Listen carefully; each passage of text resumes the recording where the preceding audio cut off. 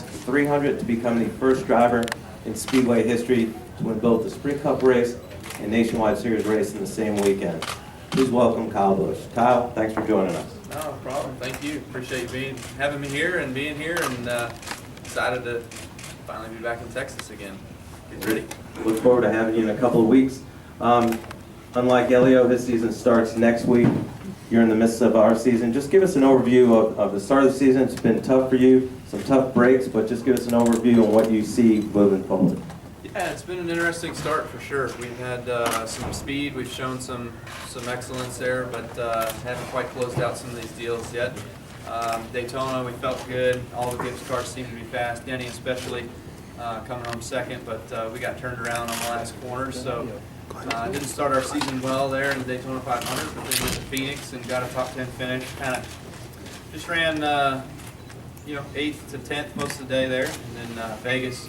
Again, we drove all the way up to the front, took the lead from way back in the pack after a slow pit stop, making some adjustments on the car, and then just kind of faded a little bit late in the race. And same thing here again in Bristol. You know, we ran up front, 6th to 8th, and then went up, took the lead, had a great middle part of the race going, and was leading quite a bit. Thought we had a tire issue, so we come down and check that out with as many tire issues as we saw at Bristol with other teams. Just wanted to make sure we didn't have one, but at Bristol, when you do that, you tend to go 2 laps down, and just we couldn't recover from that, and ended up spinning, getting in the wall, and luckily the field missed me. So that was kind of an interesting moment, not something you want to see happening every day where you're perpendicular to the racetrack, but thankfully everybody missed, and we head on now to California and be here in Texas in a couple weeks. They changed the chase format, put a premium on winning, which kind of goes right into your hands. Do you like that change, considering how much you win, how aggressive you are as a driver? Well, it's certainly an interesting way of point structure with wins pretty much gets you into the chase, and we know there's going to be 16 guys in the chase. So with 4 races and 4 different winners right now, it seems as though it's filling up quite quickly. But in all reality, we look at it and look at the guys who have won, and they're all chase contenders. They're all guys that we expect to be there. One instance that trips that is if Ricky Stenhouse, for instance, won this weekend. He was a rookie last year, wasn't in the chase, but if he would have won a race, that would have put him in, which is a guy that could make the chase, certainly. There's no doubt. You don't want to discount anybody, but it's one that you don't necessarily look at as having a win and being locked in the chase. So that could have thrown a few guys for a loop, but all in all, it's still early, and you'll see some. Right now, you see some guys that are fast, like the Penske cars and the 4 car that they have wins already. And if they continue with their speed and they continue to collect wins, obviously that leaves spaces open for races on down the line here in the first 26 races.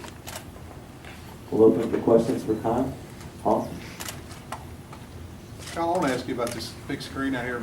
When you guys are back here for racing and obviously having something that bright, that big on the backstretch, I know there's some at different places, but how much of a distraction is that? How do you keep yourself from looking up at it occasionally? To be honest with you, it's probably a little harder to see it than Helio. Helio doesn't have a cockpit, or has a cockpit, doesn't have a roof over his head. So you tend to be able to see it maybe a little bit better than us. With all the restraints and everything in a cup car with the seats the way they are, the headrests and the roof being over your head, it's a little difficult to see it. So to be honest with you, unless you're under yellow and really putting a crick in your neck and try to look over down the front straightaway, it'll be hard to exactly see what's happening on the screen. But when you come through turn 2 and when you go down the backstretch, you definitely see it flashing. You definitely see the reflection of what's on the screen and everything happening there that shines down on the racetrack, especially night races. We'll go to Newey.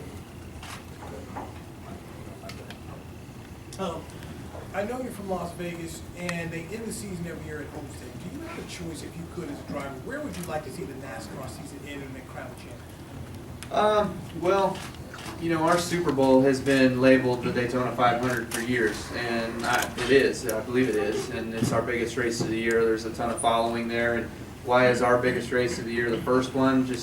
I think it's more of a kickoff. It's more of a getting the season started. It's a big deal for everybody to know that the NASCAR season starts in Daytona. It always has. and that's sort of been our namesake.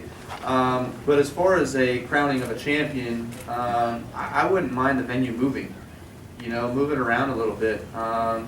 We come to Texas as the third to last race of the year. It could very easily be here. You could see 30-degree temperatures outside, or you could see 70-degree temperatures outside. I think you're going to fight that with Super Bowl locations as well too. But in my mind, I'd like to see it kind of move around. I think that would be fun.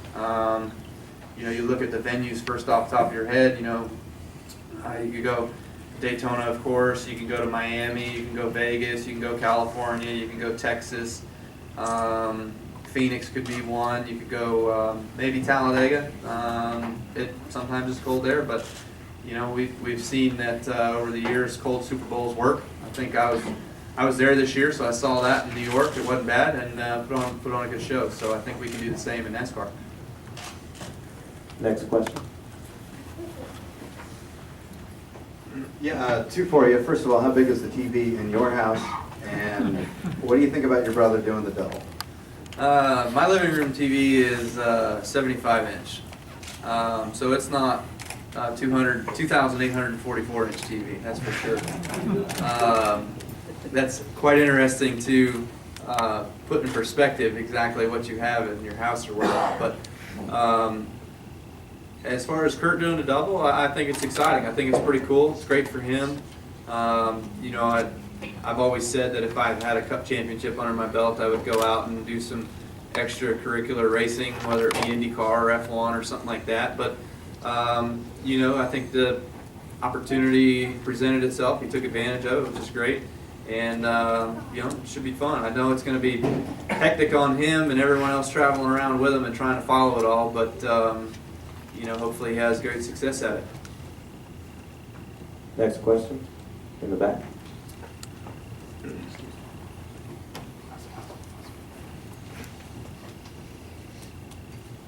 Hey Kyle, I know you're only 4 races into the season. A lot of the things drag on, you don't have a win.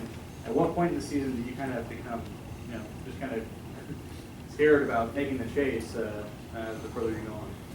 Yeah, I think you look at how many winners there are, obviously. I think if the chase field fills up, if there's 16 different winners and you don't have a win, that's when it definitely starts to get tense. Or say there's 12 winners and the next in line are the guys that don't have wins but are highest in points, and you're not one of those higher ups in points and you're not in, then you start to get worried as well with that. So it's not time to worry yet at all.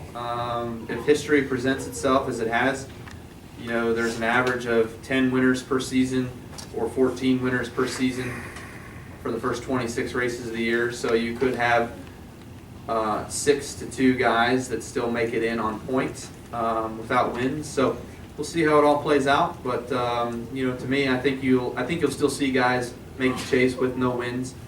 But then beyond that, for the first 3 races in the chase, it's gonna be crunch time to win in those races to get yourself propelled on into the next round.